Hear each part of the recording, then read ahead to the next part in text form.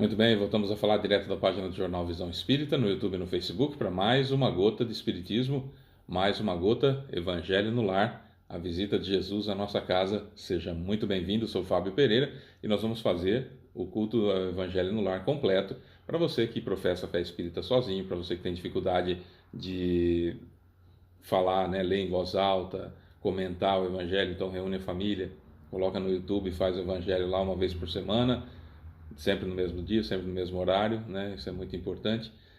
Reúne a família, coloca aí um recipiente com água e faz o Evangelho conosco.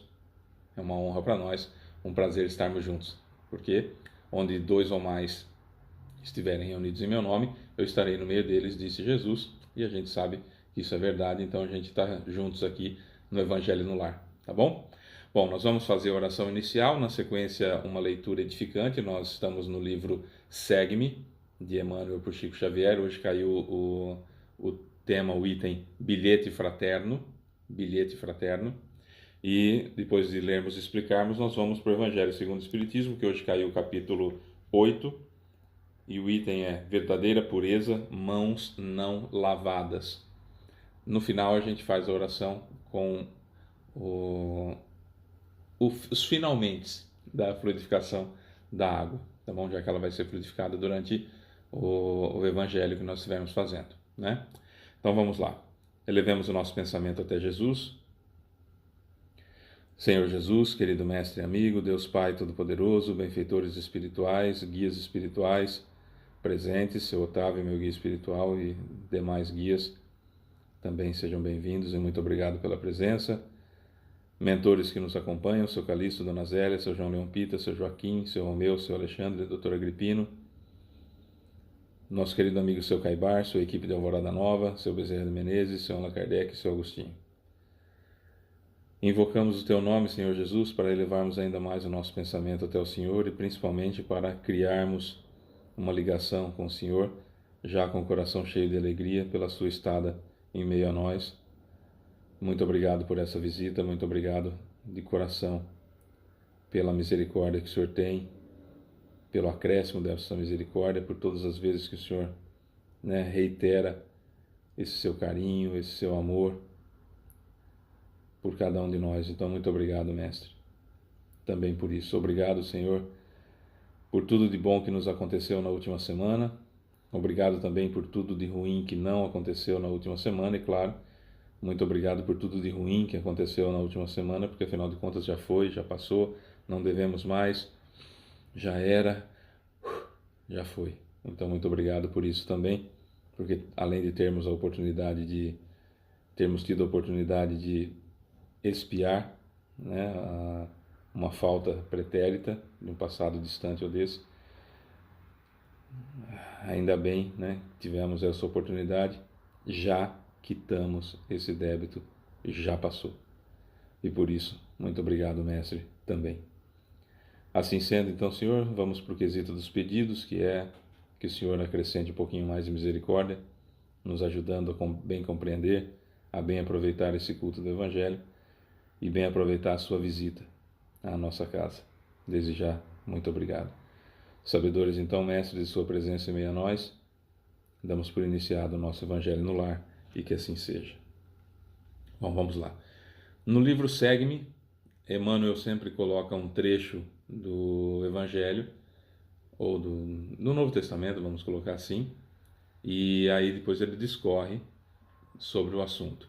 Hoje o trecho escolhido é Marcos 9:41, Marcos, o Evangelista, capítulo 9, versículo 41, que é: qualquer de vós que beber um copo d'água, de novo, qualquer de vós, qualquer que vos der, agora sim, qualquer que vos der a beber um copo d'água em meu nome, em verdade vos digo que não perderá o seu galardão.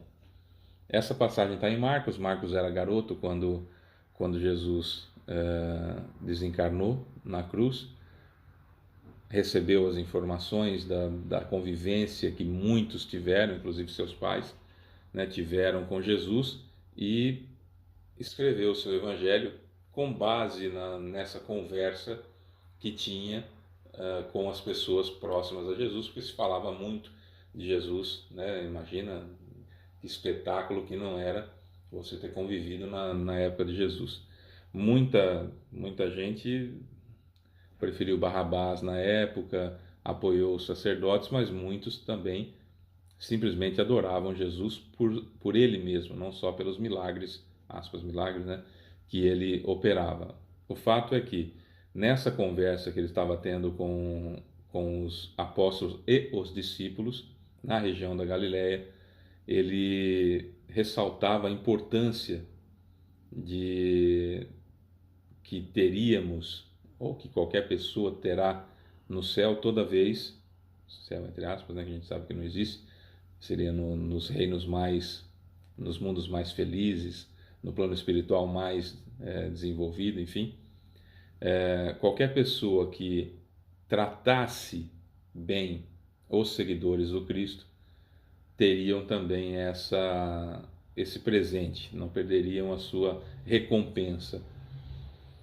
Isso aqui durante um bom tempo foi considerado até, foi utilizado pelas igrejas de todas as épocas e de todas as partes do mundo como uma reverência que os demais deveriam ter, que a população deveria ter com aqueles que eram representantes de Deus. Deu uma deturpada nisso ao longo do tempo e até hoje em dia ainda há uma predisposição nossa de acharmos que aquele que fala alguma coisa de Jesus, aquele que tem algum cargo numa igreja, como um padre, um pastor, um palestrante, um dirigente espírita, um pai de santo, uma mãe de santo, algum representante de alguma religião, sempre tem que ser tratado de uma forma diferente, porque são aquelas pessoas tratadas diferentes porque são representantes de Deus, falam em nome de Deus.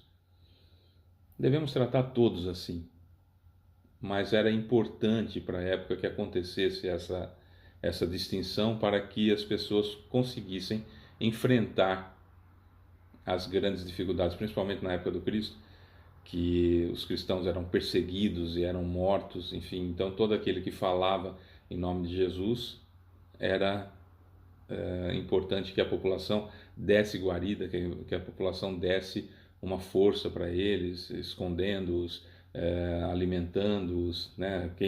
Qualquer que vos der de beber um copo d'água em meu nome, não perderá a sua recompensa. Quer dizer, mesmo num gesto simples que cada um de nós pudermos fazer para os representantes de Jesus, ótimo. É um pouco mais além disso. Temos que trazer para o nosso dia a dia, porque todos são representantes do Cristo, todos são importantes filhos de Deus. E se eu fizer isso em nome de Jesus, então eu vou dar um copo d'água para quem tem sede, porque é o certo a fazer, que no lugar da pessoa, se eu estivesse passando sede, eu gostaria que me desse de beber, se eu estivesse passando fome, eu gostaria que me desse de comer, se estivesse sem teto, eu gostaria que me desse um teto, se tivesse sem abrigo, que me dessem um abrigo. É essa a linha. Foi entendido durante muitos anos, durante muitos séculos, que era os representantes de Jesus, chefes de religiões, que deveriam ser tratados dessa forma, mas na realidade a grande importância é justamente que eu devo fazer em nome de Jesus isso para qualquer uma das pessoas, que se em nome de Jesus, ou seja, caritativamente, entendendo que isso é o certo a fazer, porque Jesus ensinou de eu dar um copo d'água para uma pessoa que tem sede, eu não vou perder a minha recompensa de ter feito isso em nome de Jesus. Essa é a linha de trabalho, essa é a linha de entendimento, essa é a linha que Jesus quis trazer para nós. Olha, faz o que você tem que fazer em meu nome. Se você não gosta da pessoa, bom, Jesus faria isso, então toque um copo d'água. Senhor, essa oração que eu estou fazendo aqui para o fulano, eu não gosto dele, eu quero mais que ele se lasque, mas o Senhor ensinou que nós temos que amar até mesmo os inimigos. Então, me ajuda, Senhor, esse Pai Nosso que eu vou fazer para a pessoa, me ajuda que eu vá me melhorando e que essa oração chegue até ele. É sincero, você está falando com Jesus que te conhece, que sabe, e a gente não perderá o galardão, a recompensa. Esse é o ponto, tá? Emmanuel continua então no bilhete fraterno. Meu amigo, ninguém te pede a santidade de um dia para outro. Ninguém reclama de tua alma espetáculos de grandeza.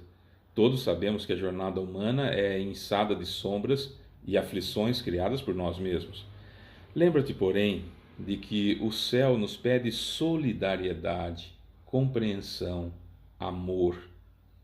Planta uma árvore benfeitora à beira do caminho. Escreve algumas frases amigas que consolem o irmão infortunado.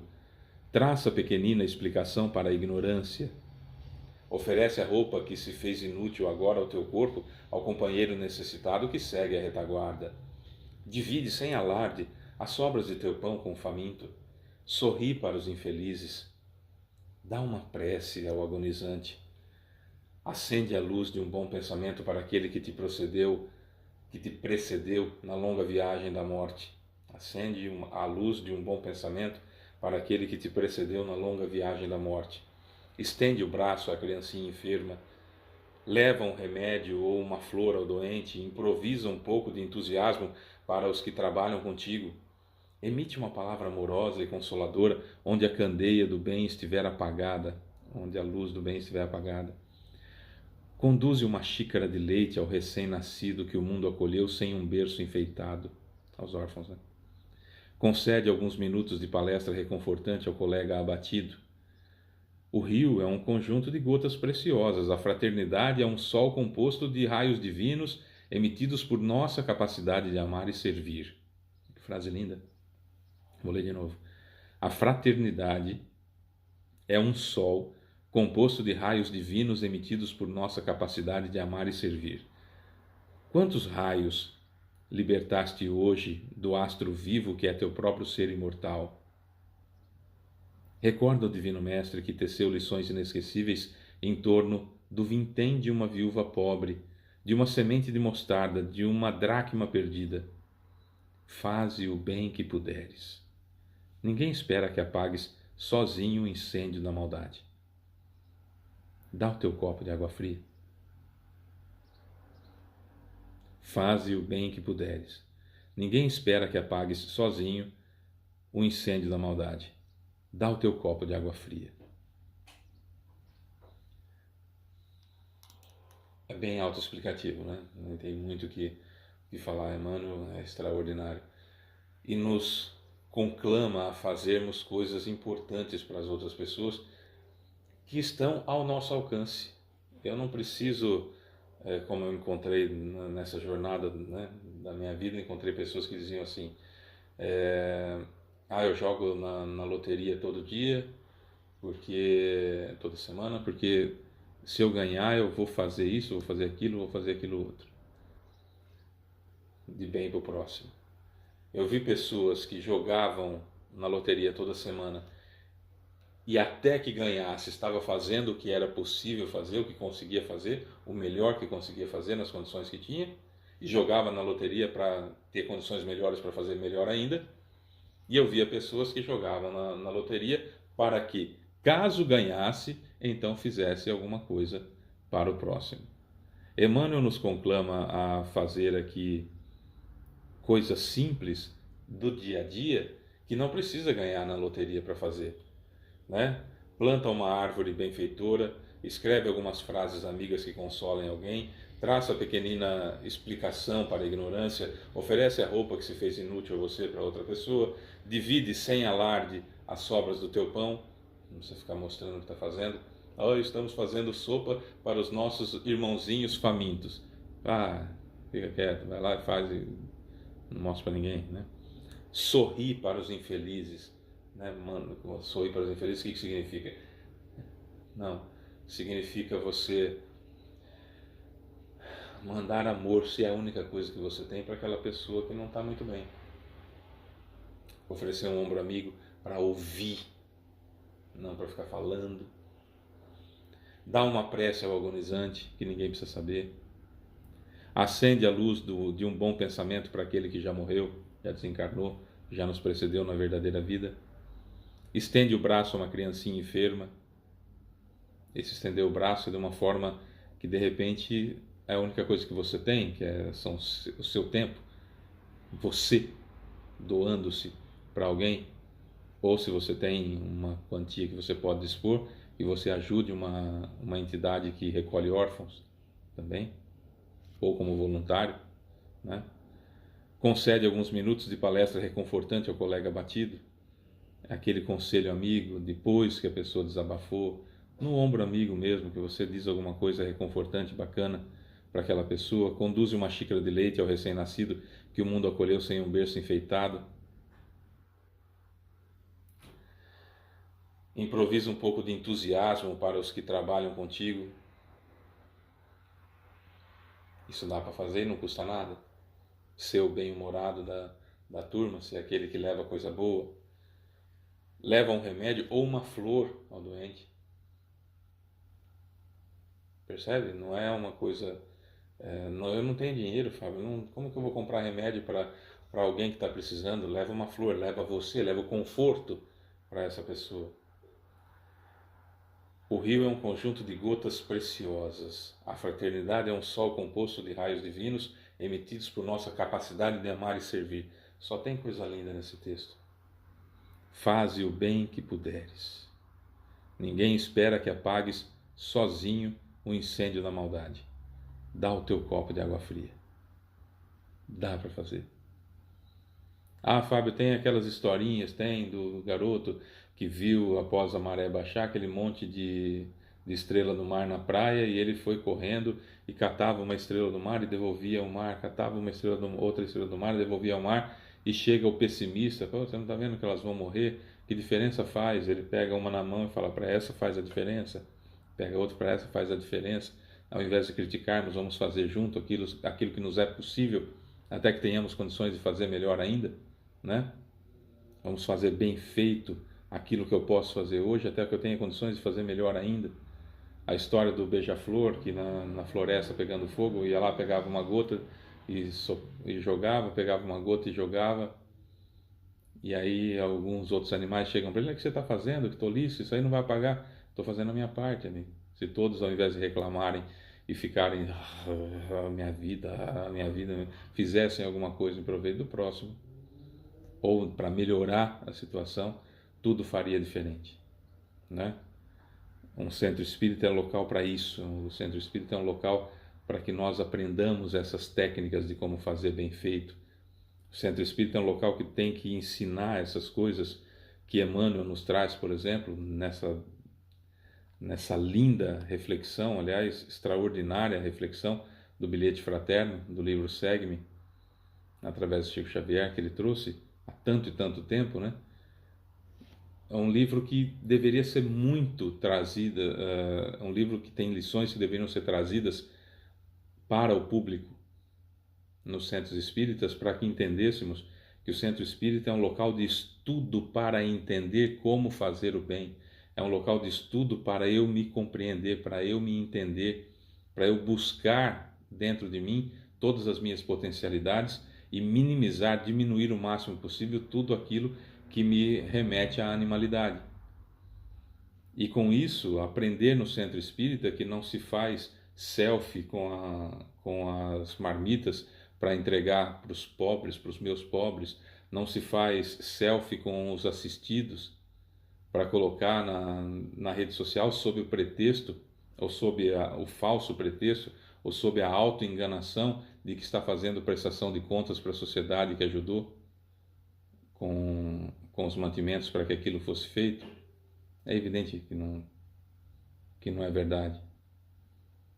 E mesmo se for verdade, se fosse verdadeiro esse sentimento, que seja explicado para essa pessoa que não se deve fazer isso. O centro espírita tem essa função, mas se o centro espírita tem como função curar corpo, não vai, evidentemente, que está preocupado com a quantidade de pessoas que frequentam buscando esse alívio para o corpo, para aquilo que é perecível, para aquilo que vai ficar aqui como matéria, que tem como característica principal a sua transformação, a deteriorização e transformação. Se o centro espírita tem isso como prioridade, tem alguma coisa que não está muito legal. Se o centro espírita prefere criar condições de glamour para os seus palestrantes em detrimento de atendimento direto àquele que passa fome, Nós estamos fora daquilo que Marcos colocou como instrução de Jesus no capítulo 9, no versículo 41. Qualquer que vos der a beber um copo d'água em meu nome, em verdade vos digo que não perderá o seu galardão. Tem alguma coisa muito errada num centro espírita que se comporta dessa forma através dos seus dirigentes. Você frequenta um centro espírita que tem essas características? Mude de centro. Não é o espiritismo que é o problema são as pessoas que estão no comando desse centro espírita.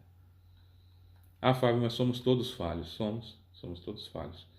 Mas tem coisa que a gente já pode deixar de fazer. E já tem coisa que nós podemos fazer, desde já. Eu não tenho condições de, pela minha pobreza, pela minha dificuldade financeira, pela minha dificuldade de sobrevivência, eu não tenho condições de fazer absolutamente nada material por ninguém.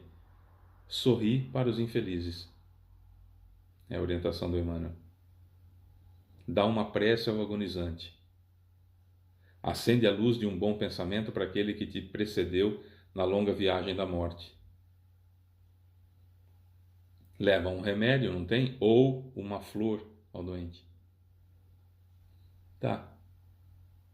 Improvisa um pouco de entusiasmo para os que trabalham contigo. Dá. Não seja sempre pessimista. Emite uma palavra amorosa e consoladora onde a candeia do bem estiver apagada. Dá para fazer, não requer recurso nenhum financeiro, material. Requer sanidade mental. Apenas. E se você, eu, nós estamos estudando, estamos com a nossa mente sã. Não é? Então dá para fazer. Dá para fazer. Concede alguns minutos de palestra reconfortante ao colega abatido. Oferece um ombro, escuta o que essa pessoa está passando, entende o que essa pessoa está passando e conforta com o Evangelho. Concede alguns minutos de palestra reconfortante e conversa reconfortante, de coisa boa, ao colega abatido. Não é difícil. Não é difícil. No Evangelho segundo o Espiritismo, os que têm puro coração, é o capítulo 8º, nós vamos encontrar a verdadeira pureza, mãos não lavadas. É uma conversa que Jesus teve com os fariseus e com os escribas, que tinham ido de Jerusalém até a Galiléia, região de Cafarnaum, onde Jesus estava. Esse trecho é de Mateus capítulo 15, versículos de 1 a 20, e é uma conversa bastante dura que Jesus tem com eles, porque Jesus nos ensinou a sermos firmes e doces ao mesmo tempo. Muitos de nós somos só doces, muitos de nós somos só duros e muitos de nós somos covardes e não fazemos absolutamente nada. Quando nós fugirmos da covardia e formos duros, já demos um grande passo, porque nós temos que ser duros e doces, firmes e doces, não covardes, né? Então, o que nós vemos hoje em dia são pais covardes, pai e mãe covardes diante da educação do filho. Então, não são firmes, não instruem e acabam sendo coordenados, dirigidos pelos filhos, que são espíritos imortais, mais velhos talvez do que os pais, com mais experiências talvez do que os pais, com muita evolução pela frente e que precisam de firmeza e carinho, duro e doce, firme e carinhoso, precisam disso. Pai que seja firme, mãe que seja firme, pai que ame, mãe que ame, educando com os nãos que precisam. E o que nós vemos são pais acovardados, né, com medo de que o filho fique bravinho, de que o filho fique com raivinha, então dobra a cabeça e baixa, então tá, amém, não quero traumatizar, não quero traumatizar. Cuidado, cuidado, cuidado. Jesus nos ensinou a sermos firmes e doces ao mesmo tempo. Covarde não. Se a gente for só firme, já é metade do que Jesus ensinou. Se a gente for doce, é metade do que Jesus ensinou. Covarde, Jesus não nos ensinou a ser. Aliás, muito pelo contrário. Ele enfrentou tudo com muita coragem, com muita austeridade, seja lá o que fosse, né? Verdadeira pureza, mãos não lavadas, está em Mateus capítulo 15, versículo 1 a 20. Então os escribas e os fariseus que tinham vindo de Jerusalém aproximaram-se de Jesus e lhe disseram: Por que violam os teus discípulos a tradição dos antigos, uma vez que não lavam as mãos quando fazem suas refeições? É importante lavar as mãos antes de comer? É mais importante seguir as regras humanas do que as leis divinas? Quando a lei humana fala, por exemplo, para matar o infrator, e a lei divina diz que é para amar os inimigos? Bandido bom é bandido morto. Mas não foi isso que Jesus ensinou. Fábio, mas Jesus não viveu nessa época. Ele viveu numa época pior ainda, quando estava encarnado. E foi, como nós, imperfeito até chegar à perfeição. Quando encarnou aqui já era perfeito. Mas antes disso passou por todos os estágios. Ele não foi criado à parte. A grande informação que o Espiritismo nos traz de que Jesus passou por todos os estágios até atingir a perfeição, e quando encarnou aqui já era perfeito, essa informação extremamente importante, que parece algo normal, assim, corriqueiro para nós, mas que é muito importante a gente se lembrar, coloca Jesus numa posição diferente do que aquela dele ser Deus, que ele não é Deus. Ele é um espírito que foi criado como nós, passou por todos os estágios, chegou à perfeição e aqui na Terra encarnou já quando estava perfeito. Então ele sabe muito bem de cada uma das situações. Ele sabe muito bem como enfrentar as adversidades e sabe muito bem explicar cada uma das coisas. Não é um sujeito que chegou aqui e falou assim: não, como eu já nasci perfeito, você deve fazer assim. Não, eu já fiz como você e sei como fazer o certo. Me segue que vai dar certo. O que eu peço para você são essas coisinhas simples que dá para fazer, que cada um de nós faz tranquilamente. Percebe? Então aqui ele não está falando que não deve lavar a mão para comer. O problema é a tradição. Não segue a tradição A para fazer a tradição B. Não segue a nossa tradição, então não presta, tem que ser. Não, não é assim. Então Jesus vai dar uma lição nesse sentido. Jesus lhes respondeu: Por que violais vós outros o mandamento de Deus para seguir a vossa tradição? Porque Deus pôs esse mandamento: honrai o vosso pai e a vossa mãe, e esse outro: seja punido de morte aquele que disser a seu pai ou a sua mãe palavras ultrajantes. E vós outros, no entanto, dizeis: aquele que haja dito a seu pai ou a sua mãe, toda a oferenda que faço a Deus vos é proveitosa, satisfaz a lei, ainda que depois não honre e não assista ao seu pai e à sua mãe, tornam assim inútil o mandamento de Deus pela vossa tradição. Olha, eu honro meu pai, honro minha mãe, mas não preciso assisti-lo nenhum deles. Não preciso assistir nenhum deles. Posso deixar eles relegados lá. O importante é fazer a minha oração, agradecer a Deus a oportunidade que tive, etc, etc. E posso falar o que foi para o meu pai, para minha mãe, desonrá-los e confrontá-los, mas depois vou lá e faço bonitinho. Ele pegou no pé daquelas pessoas que tinham abandonado pai e mãe para seguirem, para serem fariseus e escribas. Os fariseus, por exemplo, tinham que pagar uma grande quantia para poderem assumir esse posto, vamos dizer assim, a família que bancava. Então eles desonravam o pai e a mãe, deixavam-nos na miséria para poder ser fariseu.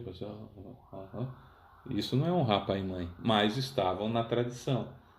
O importante é estarmos aqui e sermos fariseus. Então ele já pegou claramente aquelas pessoas que eu conhecia, né? Ele falou: não, quer falar de tradição? Então vamos falar. Hipócritas, bem profetizou de vós Isaías quando disse: esse povo me honra de lábios, mas conserva longe de mim o coração. É em vão que me honram ensinando máximas e ordenações humanas. Depois, tendo chamado o povo, Jesus disse: escutai e compreendei bem isso. Não é o que entra na boca que macula o homem. O que sai da boca do homem é que o macula. O que sai da boca procede do coração, e é o que torna impuro o homem, porquanto do coração é que partem os maus pensamentos, os assassínios, os adultérios, as fornicações, os latrocínios, os falsos testemunhos, as blasfêmias e as maledicências. Essas são as coisas que tornam impuro o homem. O comer sem haver lavado as mãos não é o que torna impuro. Então, aproximando-se dele, disseram-lhe seus discípulos: Sabeis que, ouvindo o que acabais de dizer, os fariseus se escandalizaram. Jesus, porém, respondeu: Arrancada será toda planta que meu Pai Celestial não plantou. Deixai-os. São cegos que conduzem cegos. Se um cego conduz outro, ambos caem no fosso. Essa parte é fenomenal, né? Claro que comer com a mão suja, você contamina o corpo. E Jesus não está pregando isso, evidentemente. Não fazer asepsia, né? Nós passamos por uma Covid há poucos anos. Nós estamos gravando agora em 2024. Passamos pela pandemia da Covid, porque não lavávamos as mãos. Tocávamos nas coisas e levávamos a mão no olho, na boca, no nariz. Não é? E nos infectamos e depois convivíamos no mesmo lugar, respirando na mesma situação e tudo mais. Então descobrimos que não temos asepsia até agora. E passada a Covid ainda temos os mesmos hábitos. Ainda levamos a mão no olho, na boca e no nariz sem pensar, não é? Ainda temos os mesmos hábitos apesar de tudo que passamos com a Covid-19. Então, na realidade, o que nós estamos passando não nos ensinou muito. Então, no que diz respeito a macular o corpo, mas ainda assim, o que Jesus disse claramente foi: tá, você pode se infectar sem lavar a mão, mas isso não infecta você, infecta seu corpo, que está suscetível aos males do corpo. O corpo está suscetível ao mal do corpo. Simples assim. Não é? Isso acontece. Mas o que macula a gente, eu espírito, você espírito, é o que sai da boca. Por quê? Porque a boca fala daquilo que está cheio o coração. É no coração que ele diz aqui, ó. O que sai da boca procede do coração e é o que torna um homem impuro, porquanto do coração é que partem os maus pensamentos. Não é do coração físico, tá, gente? Ele fala aqui, na época tinha que usar esse termo, mas é eu pensando, né? É do coração, porquanto é do coração é que partem os maus pensamentos, os assassínios, os adultérios, as fornicações, os latrocínios, os falsos testemunhos, as blasfêmias e a maledicência. É do coração que parte. Ou seja, é de mim, espírito, que isso sai. Então, eu comer com a mão limpa ou não, eu fazer tradições, eu seguir tradições, regras de etiqueta. Eu não como carne na sexta-feira santa. Eu faço jejum. Na quaresma eu não raspo a barba. Na quaresma eu não corto o cabelo. Na quaresma eu não tomo sorvete. Na quaresma eu não tomo refrigerante. Você está fazendo o quê? Você está fazendo coisa para o corpo. E se enganando. Você está fazendo coisas exteriores que não fazem a mínima diferença. Durante a quaresma eu vou ficar 40 dias sem falar mal de ninguém. Faz esse tipo de sacrifício para você ver. Isso vai fazer com que a gente evolua. Uma barbaridade. Passa 40 dias sem falar mal de ninguém. 40 dias sem falar nada do que você pensou de ruim. É outra coisa. O jejum foi trazido pela igreja como algo exterior, como algo para o corpo. E o jejum é sempre daquilo que sai da boca, que é o que faz a grande diferença. É isso. Vamos lá, vamos elevar o nosso pensamento mais uma vez. A água já foi fluidificada, agora a gente só vai fazer os arranjos finais. No que diz respeito à prece final, já nos colocando à disposição para entregarmos também o nosso magnetismo para a finalização dessa fluidificação. Precisa esticar a mão? Não. Precisa destampar? Não, nada disso. Tá? Vamos lá. Senhor Jesus, querido Mestre e amigo, Deus Pai Todo-Poderoso, benfeitores espirituais, amigos mentores citados e não citados que estiveram conosco, nosso guia espiritual, ou anjo da guarda, enfim, seu Caio Barchuta, o seu Bezerra de Menezes, seu Allan Kardec, seu Agostinho. Muito obrigado, Senhor Jesus, pela sua presença. Muito obrigado a cada um dos mentores, benfeitores espirituais que conosco estiveram. Muito obrigado pelas inspirações, muito obrigado pela presença física realmente aqui em nosso lar. Jesus, não temos nem como qualificar, nem como quantificar o quanto estamos gratos por isso. E muito obrigado mesmo, mesmo, mesmo, mesmo.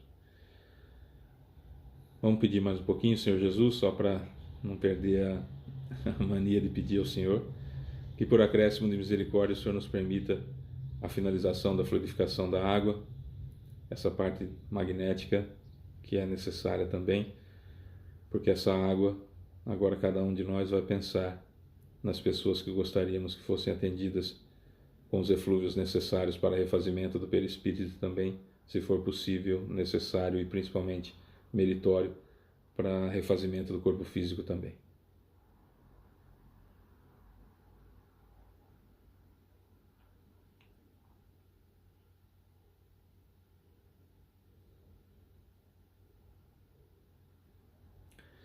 Muito obrigado, Senhor Jesus, pelo carinho, pela misericórdia, pela paciência. Muito obrigado, benfeitores queridos. Até a próxima semana e que assim seja. Sendo assim, então, queridos, encerramos o nosso Evangelho. Na próxima quarta-feira tem mais. Beijo para você que fica. Tchau.